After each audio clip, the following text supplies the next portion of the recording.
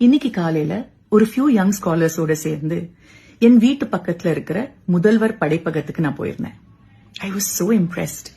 ஒரு cohesive environment, அங்க படிக்கலாம், படைக்கலாம், கலந்து ஆலோசனை செய்யலாம். இதெல்லாம் பார்த்துட்டு நான் திரும்ப வரும்போது எனக்குள்ள ஒரு கேள்வி, ஃப்ரீடம்னா என்ன? ஃப்ரீடம்ங்கிறது நம்மளுக்கான தளம், அந்த ஸ்பேஸ கொடுக்கறது தான் ஃப்ரீடம்.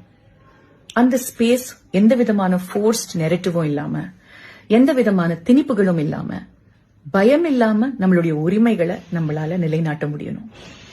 அந்த ஸ்பேஸ தமிழ்நாடு நம்மளுக்கு கடந்த 5 வருடங்களாக கொடுத்திருக்குங்கிறதுல எந்த டிஃபரன்ஸ் ஆஃப் ஒப்பீனியனும் எனக்கு இல்ல.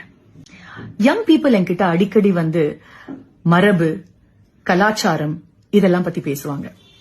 மரபு என்பது மாறிக்கொண்டே இருக்க வேண்டும். ஆனா அது மறுக்கப்படக்கூடாது, மறைக்கப்படக்கூடாது.